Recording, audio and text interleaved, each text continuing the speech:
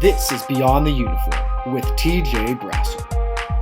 Well, welcome into another episode of Beyond the Uniform. I'm your host, TJ Brassil, and today I'm joined by 2016 Olympian in the women's shot put, Raven Saunders. Raven, thank you for joining the show. Thank you for having me. Of course, I appreciate you coming on. And so just so people get a little bit of better sense of who you are, you're not just a 2016 Olympian, you've done a few more things beside that. So, I mean, you had an epic prep career in high school. I mean, you were the 2014, I believe, national athlete of the year, Gatorade national athlete of the year. You were on the ESPYs. You broke a national record. You went to world championships, junior world championships, and then since then, not only were you a 2016 Olympian, 2017 U.S. champ, four-time NCAA champ, two indoors, two outdoors. You hold the NCAA record indoors in the women's shot, and you also hold the record indoors and outdoors for the NCAA meet record, the championship meet record. And by the way, one last thing, you laid claim to the fourth farthest throw by a woman American at 64 feet 10 inches. So Yes, sir. if that wasn't enough, there's a couple more things for people, but let's bring it back to the 2016 Rio Olympic Games real hmm quick. And so, I mean, when you qualified for that team, you just finished up your sophomore season. Like you were still Yes. very young, and you were competing against. You go from competing against collegiate athletes to the best of the world at the biggest stage there is. Like, what was that transition for you like? For me, it was actually pretty amazing. So, like coming off of that 2015 season and, winning indoor and outdoor, my high school coach would always tell me, stay within your ranks. So after, in my mind, conquering the collegiate ranks, I was like, okay, the Olympics are next year. I'm up here with these women. I seen how I placed like eighth, I think it was, at that championships in 2015. So 2016, that whole entire year, I was just geared towards making that team and making something happen. And I mean, all the hard work definitely paid off. So it was amazing. Now, when you got to that games, when you first stepped in that stadium, and I don't mean during the opening ceremonies, I mean like when you were competing, when you were dialed in, ready to go, and you first get into that stadium and get into that ring, like what was that feeling like? It was phenomenal. I remember if you actually see the clip, like the opening clip of us like coming out, and you could just see like the intensity on my face. Like as soon as I stepped out, like we walked out, and you just look around and you see all of these lights, so many people, and it's like this is the Olympic Games. I'm here now, and in my mind, I was like, this is what I was preparing for. This is my moment. So that was the feeling that I had like as soon as I walked out. What are some of those like favorite like memories and stories you have from those games? I mean, just riding around. I remember my mom, my sister, and my aunt, they all actually came out to Rio, and that was my mom's first time on a plane. I think my mom and my sister's first time ever out of the country. And Wow. just being able to like ride around the city like all day, go see some beach volleyball, and just being, a part of, some of the greatest athletes in the world and just walking around like casually just seeing some of my favorite basketball players, some and water polo, being on a bus with the swimmers because we trained at the same places like our swim and volleyball team, and just really getting a chance to have that conversation and talk to other athletes who, though the sport may be different, the mentality and how we all were able to accomplish, our goals and be at the Olympic Games together was pretty much the same. How difficult was that to like for track and field, you have to wait like a week and a half before you actually to compete. So like how difficult was that to have to wait but also want to enjoy things but also at the same time realize like I'm here for a job. Like I got some work to do. Yeah, that for me was the biggest thing, and that was like the contrast in like some teammates because I remember some people being like, "Yeah, I want the full experience," and I'm like, "Yeah, I'll get the full experience in the 2 days that I have left here after I get done competing," because my mind and it's really hard when you're seeing your teammates and stuff like that competing, but they always would put it on the TV for us to watch, and in the dining hall we were able to see some of the competitions and just watching these people and being like, man, like I know them, like I want to be there and support, but it's like, I gotta stay off my feet. I gotta focus on what I'm here for, But having people come back with their medals and things like that, coming back from their ceremonies, it was just like an extra boost for me, and it gave me, that confidence to be like, all right, it's not that bad to wait because, my moment, my time is coming. Absolutely. And so post Olympic Games now, you go back home to Charleston, South Carolina, and you got a whole day named after you. So what was that like? You had a parade and everything. What was that day like for you? I couldn't believe it, to be honest. Like, I thought I was just going to go home and, they were going to do something really nice for me. But it was really, it really opened my eyes up a little bit more, because I was still young, like the impact that I was having, on people in my city and, the things that, I wasn't just doing it for myself, which I knew that. But once I was honored with my own day, I was like, wow, like I'm only 20 years old. Like it was just a great feeling and a great experience to, have my whole entire family be there and the city that I grew up in that raised me to be this person, honor me in such a way.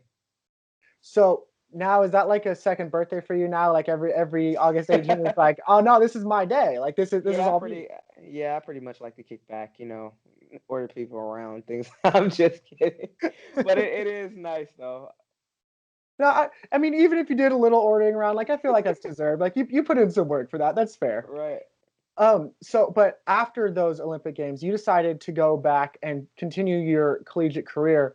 What was it that led to that decision to not just turn pro right away after competing against the world-class athletes, but go back to college and continue your career there? Well, in the moment, talking to my coaches because, well, my head coach was the head coach of the Olympic team, and so their thing was stay in school another year just to develop myself some more, um, and go through that process. But with how I was in that moment, it was a lot going on. And, looking back, things happen for a reason, you know what I'm saying? But if I had it a different way, I might have went pro like right after that because I was sitting here missing out on all of these opportunities, not necessarily opportunities, but things that, NCAA won't let you do just because you're still in college. And I'm just like, can't do that, can't do that, can't do that. And I'm just like, That's very understandable. So when you did decide to come back, like after being on a stage that grand, like what kind of things did you take away from that you then brought back to your competitions in college? for me, it was like I guess more of the maturity of it, on that and being around because I was on the track and field side, I was one of six athletes that were either still in college or Sydney McLaughlin was in high school. I think it was six of us that were in college, and then we had Sydney, who was the youngest. So we were always surrounded around, I competed against Michelle Carter, who ended up, winning the first gold medal, and, like Justin Gatlin and Allison Felix, and, just being around so many great and older athletes, just seeing how they carried themselves, how they handled the meet, and even talking to them, say, and how, I remember Michelle giving me like little tips as we're going through check-in before we actually go into the stadium and things like that. So just being able to take all that in and go in that next season in the 2017, being like, okay, I've competed against the best of the best. This is how I'm supposed to go about these things or whatever. It was just more of a maturity level when it comes to like competition. What was that like to be in the same competition and be there when Michelle won that gold medal? It was very emotional. Like I remember, so my last throw I had a pretty big throw, which was a big PR for me, about 2 centimeters. So I was already hyped up, and then I can pay attention and I understand athletes, and I can see when something is about to go down. And when Michelle Carter got in that ring, and I'm watching her, and I'm just like, oh, this is gonna be big. And then she releases it, and I remember the wait period of waiting for it to come back, and I remember looking, like once the results came up, I looked directly at Valerie Adams. And I'm like, oh yeah, this is over with. I'm like, this meet is done. Because she was stunned because she had been leading in, by far the whole entire meet up until the very last round. And then Valerie got in and couldn't answer. And like literally for me, like as it happened, like tears started rolling down my eyes because Michelle Carter was who I looked up to when I first got into throwing. So being able to witness, her first gold medal, the country's first gold medal, and her also being a strong black woman that I looked up to from the beginning of being in a sport for me, it was just the one of the greatest experiences that, I'll ever remember in my life. That's so cool. That must have been an surreal experience. That's for sure. Very much so.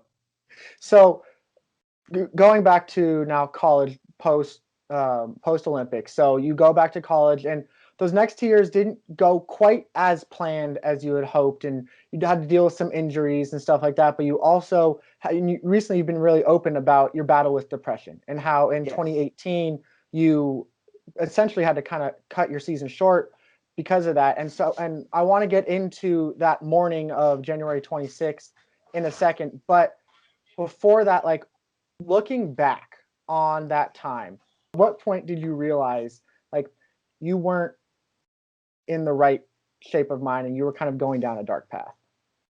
Well, for me, it kind of took me a while to like realize what was going on. I think I had switched therapists too somewhere around that time. Before that that what was that, that fall beforehand? Which she was still a pretty good therapist, but for me, it was just a lot going on, especially that year right after that fall right after the Olympics was tough for me because it took me a while to get my mind back around the fact of like, all right, I'm in school, I have to do this again. I'm back on being college athlete level, and for me, that mentally was like crazy when a lot of my friends and things like that were going pro or were pro at the time, and I'm just like, all right, got to do this again. And then 2017 came around, won indoors, was hurt outdoors, came back, lost the NCAA title, then won the USA's, and then came back to Worlds and ended up pulling off on a throw, didn't make the finals, and then it was just like a complete roller coaster that whole entire year. And for me at that point, I actually wanted to go pro, but due to how my outdoor season had went, I just wasn't confident enough, say as in like how I left 2016. Granted, I did have a big throw, but when it came to say, like the NCAA's and the Worlds versus a USA Championship, I just knew that it didn't weigh up the same when coming to say like sponsorships and things like that. So in my mind, I was like, all right, you have a year left of school, like you can push through it, and that was how I figured it, but ultimately, with how things were going, and I ended up going down like a downward spiral. Granted, like training was probably the only thing that was actually going really well for me. I was literally set up to throw maybe 20 meters my senior year. Uh, yeah, that's how great training was going. Wow. But when it came time to step outside of the ring, step outside of the weight room, then it was like life itself was just like too pressing, and it got to a point to where I remember it was like some things happened, and then I came and I was just in a daze, like I was just out of it because I was like, this is it, I'm done, like it is what it is, and I just remember driving and then being out of it, having things to do, places to go, people I needed to see, and was just like, nah, I'm good. And then texting my therapist, and thankfully she texted my AD, who ended up getting me the help that I needed. And while I was away in a mental health facility, is when I made my decision that, all right, like this is too much for me right now. I'm going pro. Now, you mentioned when you were kind of driving, you just kind of were in a daze and you were out of it. What was it that kind of snapped you out of it and got you to text your therapist and made you realize like something's wrong here? I'm not thinking how I should. For me, and it was actually my old therapist. This wasn't even my therapist at Mhm. the time. This was my first therapist that I had. I think once I got to the University of Mississippi, once I transferred in, um, and I just knew that that was like my last uh, the last outreach that I could make. It was somebody that I knew that I had talked to a lot and I felt comfortable with, and she knew my story. She knew the things that I've been going through, like in school, out of school, family related things, all of that craziness.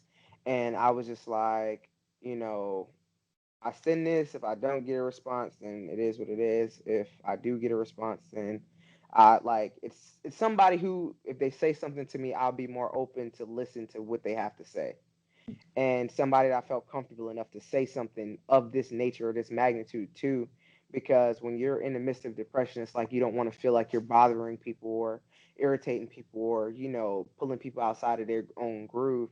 So even though I was with my girl at the time and, I had like training partners and things like that, I just knew that everybody else had their own things that they were dealing with at that point, that I just feel like I didn't want to be a burden.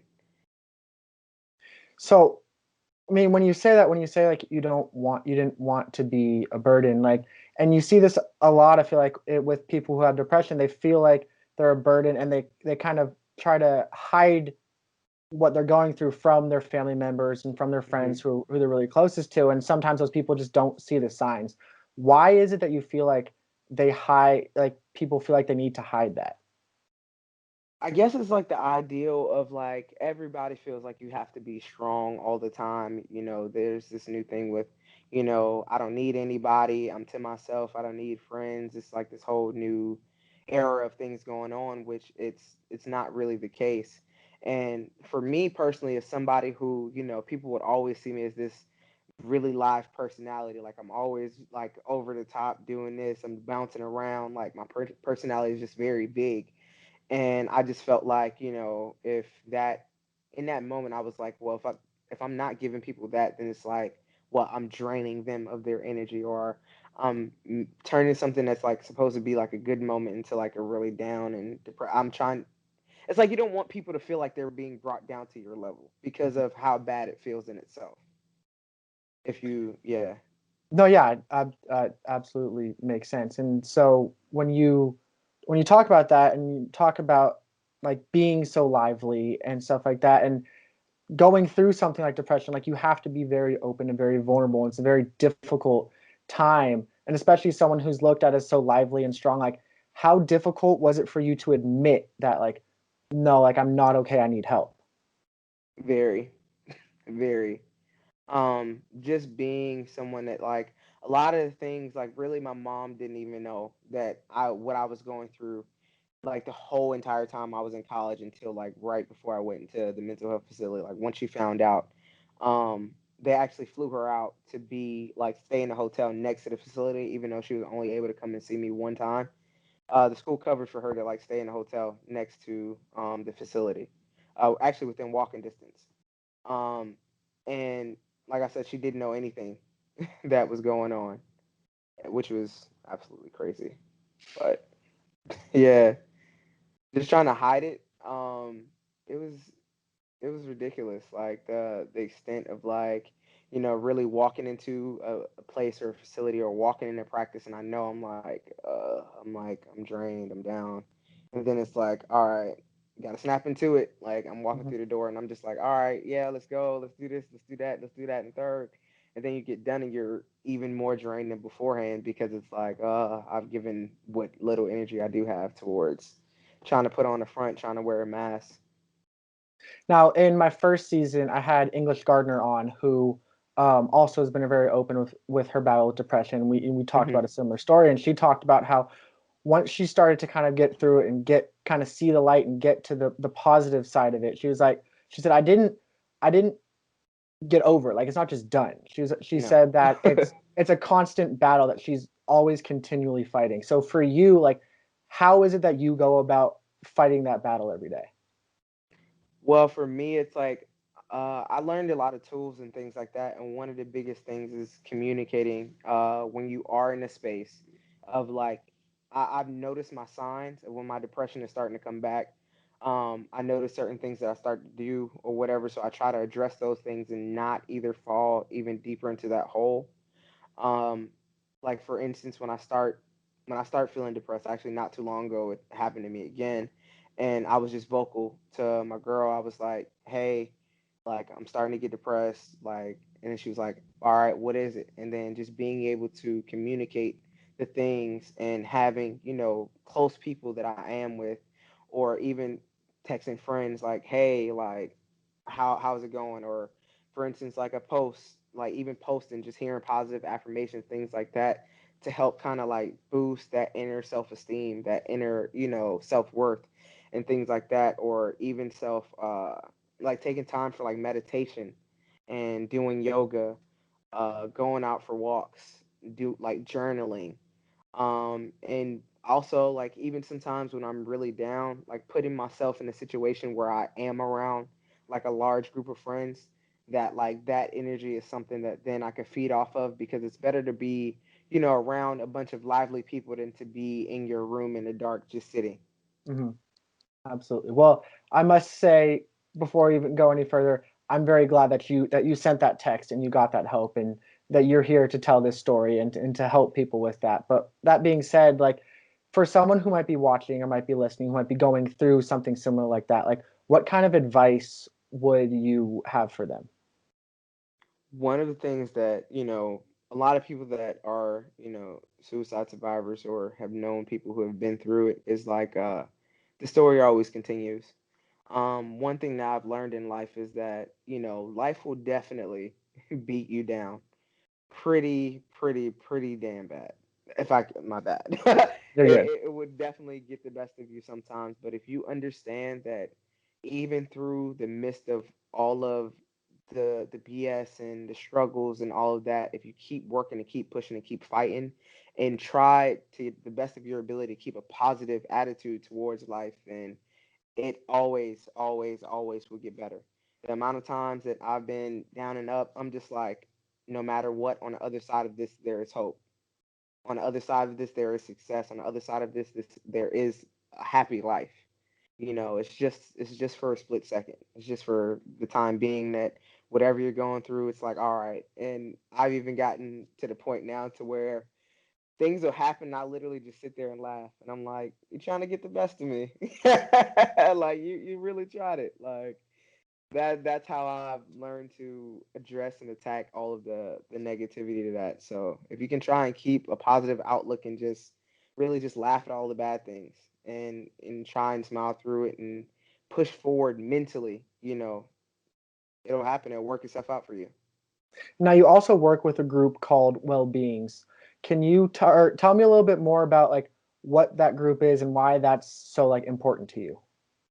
So, well beings is pretty much like a national effort to pretty much destigmatize mental health and mental health issues and struggles that many of us have.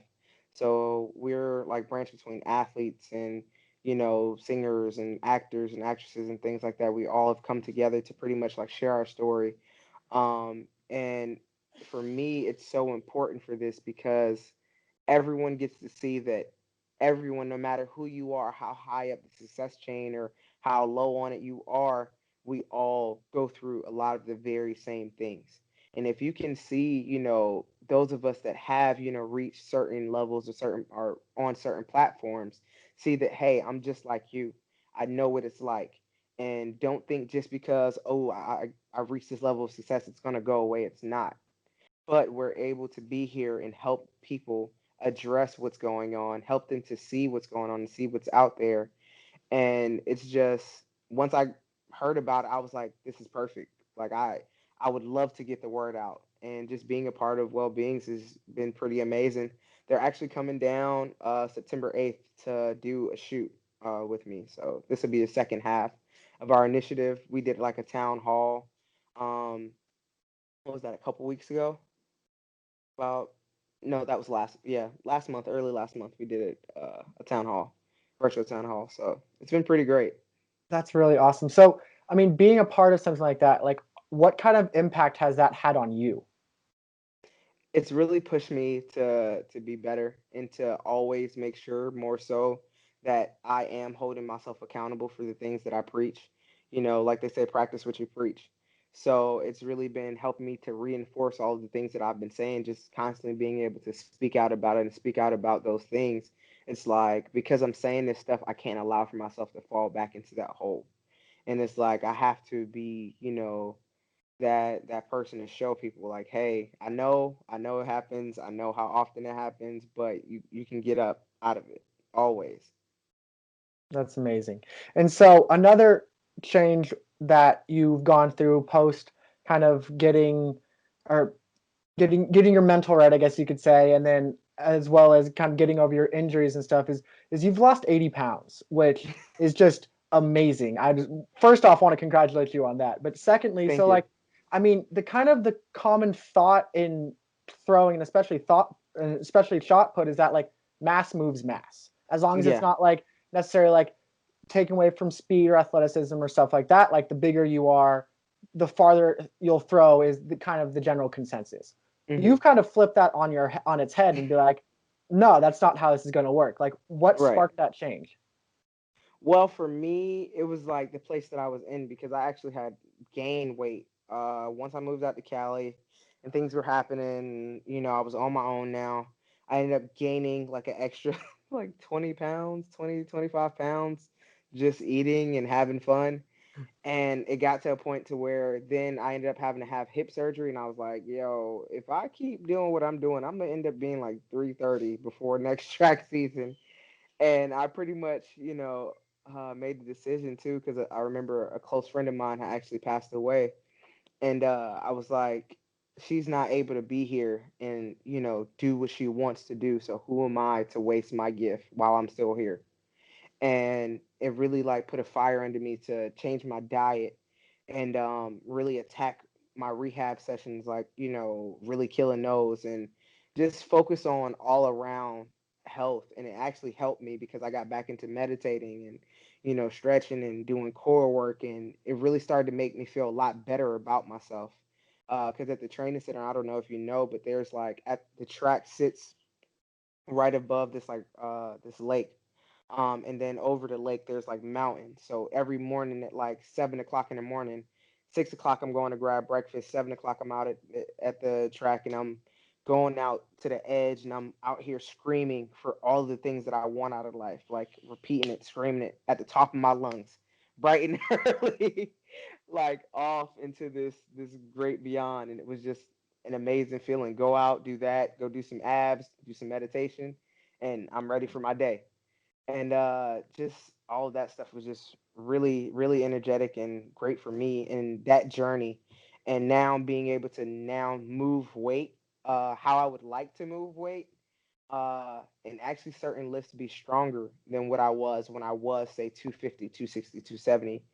And it's just great for me. I feel better about myself all around, in and uh, off the field. That's awesome. That leads exactly to what I was going to ask next is, so what kind of difference have you seen that make in your training? A lot. I have a lot more energy. I don't mind, doing a warm up lap now. I don't I don't mind warming up The because it was dreaded throw definitely or a warm up struggle. lap. Yeah, because all before when I was bigger, I was like, I'm not going for a walk. I'm too big. I can't do that. I'm like, oh, I'm over 270. Nope, can't run on the ground right now. I got to do treadmill work. Like it was always some type of excuse. But now, I just feel a lot more fit, and I feel more like an athlete, like an elite level athlete, instead of somebody who's just happens to be really good at what they do. Now your nickname is Raven Hulk Saunders. So like, I don't care if you lose 80, 100 pounds. Like Hulk is still staying. But like, I'm curious, how did that nickname come about? So it was what happened. Actually, in high school, my nickname was Cock Diesel. Cock Diesel was like very big and strong, and then I had an advisor that was like, I don't know how that name will play off later on in your career. So we might need to look at like changing that. So that was my first nickname, which led to the Hulk, because I remember it was like a group of friends of mine. We ended up creating this group message going into freshman year of college, Hmm. and I was still pretty strong at that time too, and you could like seed was like the next nickname that came up. That's awesome. So, and now when you're mentioning high school, initially, like you were a basketball player. Like your goals was to go play basketball. So how did the transition from basketball to being a thrower come about? So my high school coach, he was actually a shot disc thrower and hammer thrower when he was in college, and he actually just got there my freshman year. He was our new basketball coach, And after the season was over, I was in between junior varsity and varsity. I was playing both. And he was like, "Yeah, come out for the track team. It could really help with your footwork or whatever." And I'm like, "All right, cool. I got to go out then because I need to be the next Shaq. Like, I know I'm not done growing yet, but which, all hope was definitely lost in that department. But, but my original coach, his wife was pregnant with twins and she had her baby. So that's when Herbert Johnson, who ended up being my high school coach, and now he's like my dad, to this day. He ended up, getting a job and working out with him, and just how hard he would push me in practices and the things that he opened my mind up and my eyes up to. The rest was pretty much history after that. And you mentioned your coach, and with a lot of successful athletes, you always see there's that one coach or that one person outside of their family that kind of becomes their family and kind of becomes that like mentor and has that huge impact on them personally and in their career. What kind of impact has he had on you? Uh, Astronomical. I remember. So I didn't grow up with my father. Um, And so having a male that, through high school, high school is like that well, not the last, but the last phase where you're, under all of these watchful eyes and Mhm. have like so much influence of guidance or that level of guidance over your life. So going through everything, that high school would be going through, just sitting there talking to him and hearing him tell me stories of, I mean, this guy's like, was like 60 years old at the time. And I'm just like, laughing at some of the stories that he would tell me of all of the craziness that he would do, back in school, but him also turning those stories into lessons that he may have learned later on down the line, and just being able to kind of, in a way, like live through me in a sense of like when it comes to things that he wanted to do or may have wanted to accomplish or things that he may have wanted other athletes to accomplish, and me being able to, live that out, and then also getting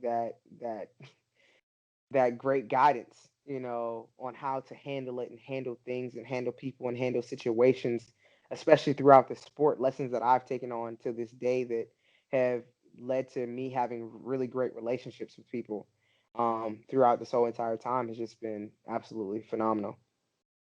And now, so you up until recently, you've been training at the Olympic Training Center down in Chula Vista, which you mentioned.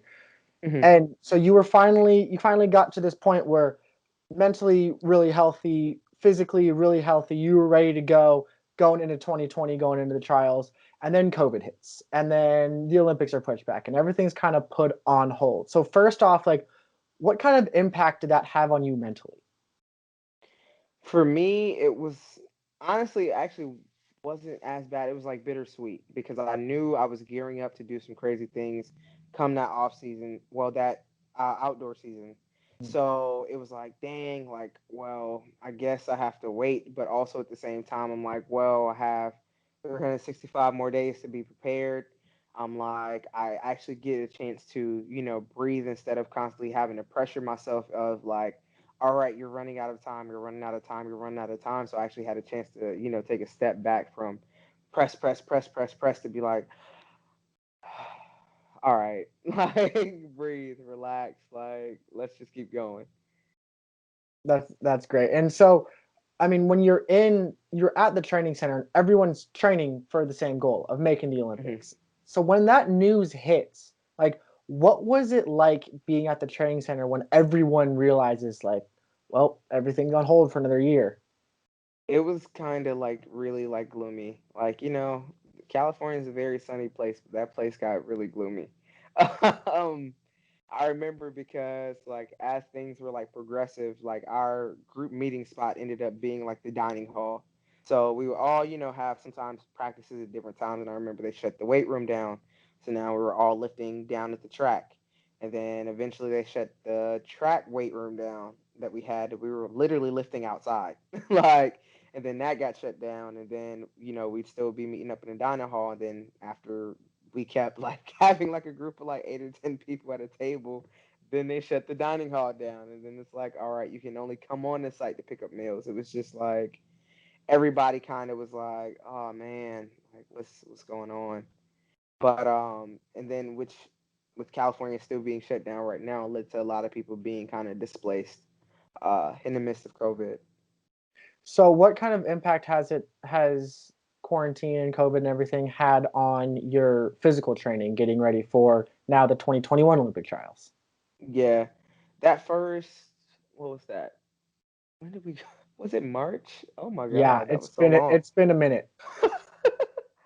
So it literally, I wasn't able to train at all for about, because I think we were able to get through, like, say, April, a little bit into April before officially all of our facilities and stuff like that was shut down at the center. So it was literally for like 2 months, I think it was, I wasn't able to train at all. And then, like, midway through June, I went home and I had like some dumbbells and like my little sister's like flat bench. So I was doing like some circuit work. And then once getting down to Alabama, once I got here, literally that Monday, I think the gyms had just opened back up. So I was able to finally get back into a groove of training come like the beginning of July, like July 1st. Or yeah, like July 1st, I was finally able to get back into a groove of like, all right, go to lift this day, this day, this day, get to throw this day, this day, this day. Like life finally seemed like it was somewhat back to normal. So as of recently, go put yourself back in like a college mindset for a quick second. So like as of Yeah. recently with the Pac-12 and the Big Ten shutting down everything through the rest of 2020, Hmm. and then kind of we'll see where it goes from there, and we'll see about the other conferences as well. Like a lot of people are focusing on football season being shut down, and rightfully so, but it's such a broader impact. It affects all the athletes and it affects all the administrators and people working for on television stations for that and so many people. If you put yourself back in that college mindset, like had that been you, like what kind of effect does that have on all these athletes, especially track, who's now had their indoor championships, outdoor season, and now cross country and probably at least part of indoors canceled again? That literally would have been like the biggest pressure for me because I mean, I still have friends that, well, some will be on their last year, their senior year, coming around this next season, or like their junior to like senior year. And I have some friends who actually aren't able to go back because they already have like job opportunities and things like that that were lined up post the end of their track season, Mm. and not being able to go back and finish, or some of these athletes, especially when you look at sports like basketball and football where sometimes it's like the one and done, or football it's like 3 years and then you're out type thing. It's just crazy because now you have to analyze, like what's going to happen from here, especially because it's like people start to think about like injuries, or I don't want to wait this long, I haven't been able to showcase my talent, like all of that to me is just, I really feel for them. I feel for them so much because I know how it is. Some people, it's like about school, but then you do have that percent of athletes who is like, all right, it's next level. Mhm. And when things like this start to come into it now, it starts to weigh in on you mentally more so because you're like, well, I don't have that outlet anymore. It's just the uncertainty of what is to come.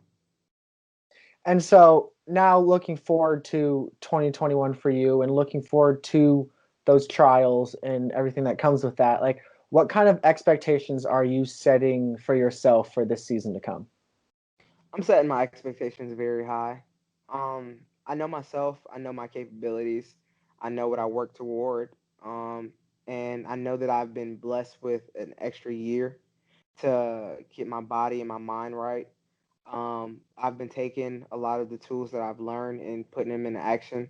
I'm in a very positive environment, being around, my girl who's also training for Trinidad's Olympic team, Oh wow. and being around other hungry University of Alabama athletes. Carmelita Jeter just got the assistant coach position here at the school. Derek, she was supporting me and actually recruited me out of high school, and now also I'll be a student assistant at University of West Alabama. So being around another group of, it'd be a smaller school, but I know the athletes are going to be hungry. So just being around all of that great, work, drive, like winner mentality type energy is just going to push me full forward. Now you mentioned you're going to be a student assistant at West Alabama, and when you were down in SoCal, I know you helped coach a track team for a little bit down there as well. Mhm. What's it like for you to now be on the other side of that and at helping these kids try to reach their dreams and kind of helping mold these young throwers? It means a lot, because I was also San Diego State. I would also talk to the girls there and try and push them too. And I was helping the coach at San Diego High School.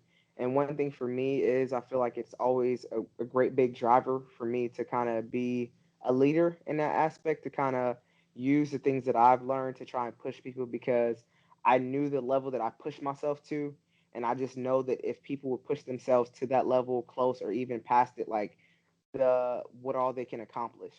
And especially being around so many young athletes is just like a fueling for me. Like I love seeing people better themselves. Now, another kind of exciting announcement that you actually just recently announced is that you were going to go finish your degree, which Hmm. is so. First off, congratulations on that. That's Thank really you. cool. How did that all come about? So when I was at Ole Miss, my friend Erin, she was one of our GAs, and her oldest sister is actually the head coach at University of West Alabama. And me and Erin, we're still cool to this day. And I remember I was just sitting here, and my aunt, she gave me this message like, "Hey, ma'am, you still owe me a degree or whatever." And like I never responded. Like did not respond. And I was just sitting here one day, and I was like kind of joking around, but not really. But I texted Aaron, and I was like, "Hey, like, let me know if your sister like needs a coach or whatever the case may be." And then she was saying that they may have like a student assistant or like the GA position open and available, which I only have like 9 credit hours to finish my degree. And I was like, that. And then they were saying they'd possibly be able to give me a stipend too. And I texted my aunt and let her know that, yeah, I'll be completing my degree.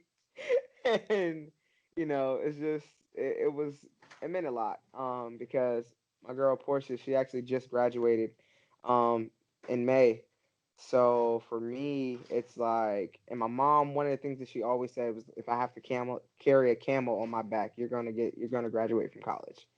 So just for all of the people that are looking up to me, especially all of my little cousins and my little sister who's going into her senior year of high school, I feel like it's only right. Um, I've taken a needed time off. I've been off for like 2 years now, so I'm ready to go back. Well, I'm sure everyone's pretty excited for you, for everyone who's been nagging you at that. So congratulations for that. That's really cool. Thank you.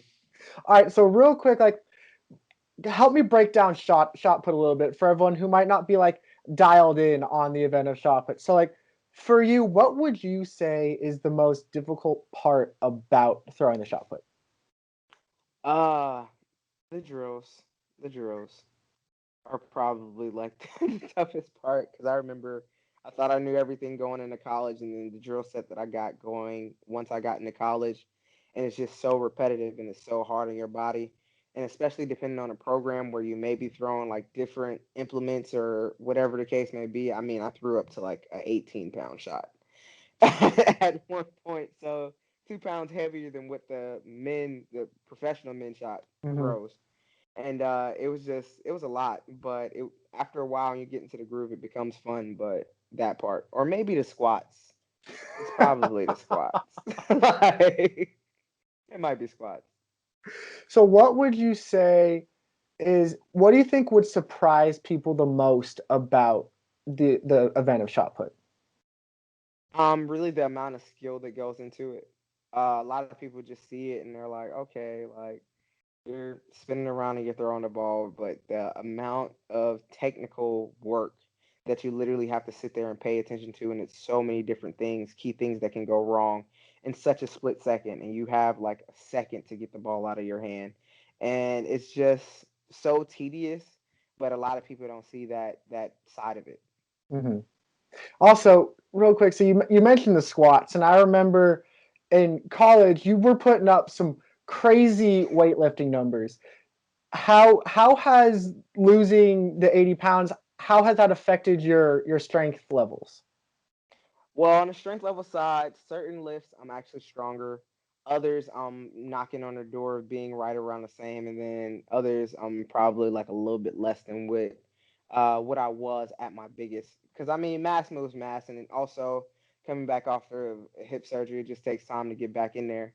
Mhm. But constantly seeing the numbers go back up and getting closer to what they were, I have like a set goal for what my baseline, what I want that to be at the weight that I am now, which I know that I do that. On top of that, it's gonna be crazy. What what is that goal?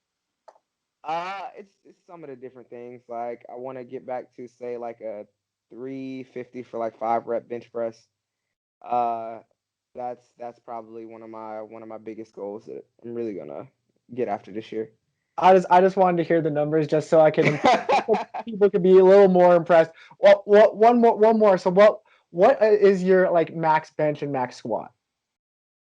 In college with a bounce pad, which is like one of the Hampton bounce pads, the most that I've done, the most that I have on videos, I think 472 for a bench press. Um, Squats, I don't know exactly because I never did like a heavy like single rep max, but I've done like 405 for like 8 reps, like 6 or 8 reps on a back squat. It's no So wonder that the nickname is it is not surprising, I must say. So outside of throwing, like what is your favorite event to watch? one of my favorite events. Hmm. I think I'm actually more of a jumper person. Okay. Like I love to watch the jumps. And also, at the training center we had triple and long and high jumpers all around.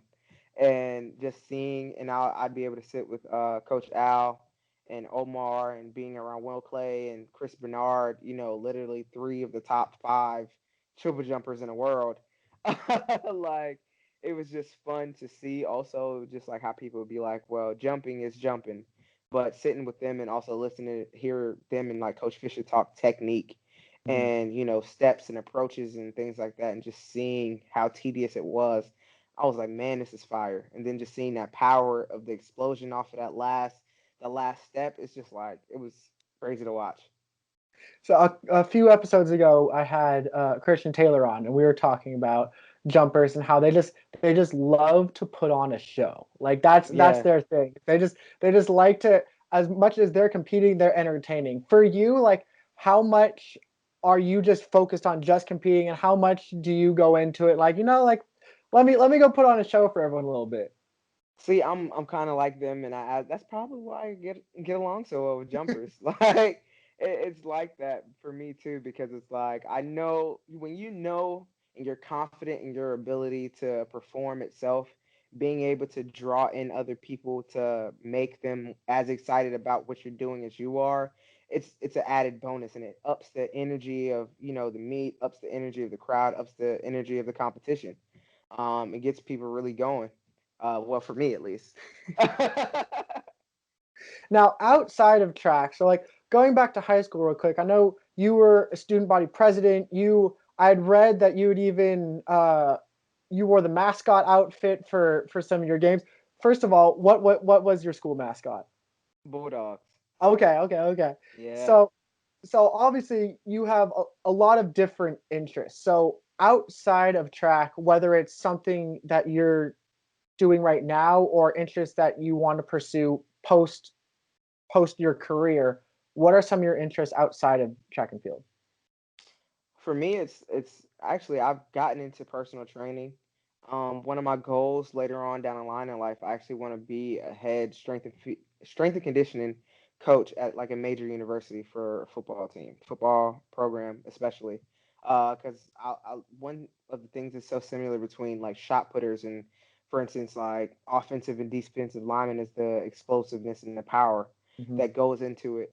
And it'd just be amazing to be like the head coach at a major program, whether it be like a Alabama or Ole Miss or Georgia, and just being able to showcase that like females we can do this too. Like this is strength. If you can move some numbers, you can move numbers. Yep. And so I've been preparing for that through personal training, which I work at Crunch Fitness right now, Okay. and also I'll be able to be kind of hands on, more so once I get into coaching my athletes. I mean, I feel like Olympian plus the fact that you've lost 80 pounds plus the numbers you just told me that you've lifted, like that's already a pretty solid resume to be a strength and conditioning coach. I feel like you're on the right track. That is for I'm sure. trying. So lastly, before I let you go, if I were to ask you what kind of legacy does Raven Saunders want to leave, what would your answer be? A legacy of comeback power. Um, One of the things that I've noticed and I've been aware of, like in life, is uh, the power of a comeback. Um, when watching a lot of the major athletes, like documentaries and things like that, it's like a lot of people have, hit rock bottom. But one of my favorite sayings too, in relation to that, is the difference between a weak and a strong is when the strong have nothing left to give, they fight, they fight, they fight. The weak, they quit, they give up. They do all of this other stuff, but keep pushing forward. And that's kind of the legacy that I want to leave on life, is that no matter what I've been through, no matter what's happened to me, no matter who's done what or what I've done, I always, always, always keep pushing forward. That's awesome. Well, that's a legacy that you for sure have left so far, and I cannot wait to see what the future holds from you. We'll be for sure rooting you on and watching you in the upcoming season at the trials. So, best of luck, and thank you for joining me today. I appreciate it. Thank you for having me. Of course, and thank you for everyone for listening. Thank you everyone for watching. If you have not subscribed, make sure you subscribe so you don't miss any more of these amazing episodes. And also follow the Instagram at beyond_the uniform to stay up to date with everything. And don't forget, every athlete has a story. You just have to listen. I'll see you next time. This has been Beyond the Uniform with TJ Brassil. Join me again next week for the Season 2 finale.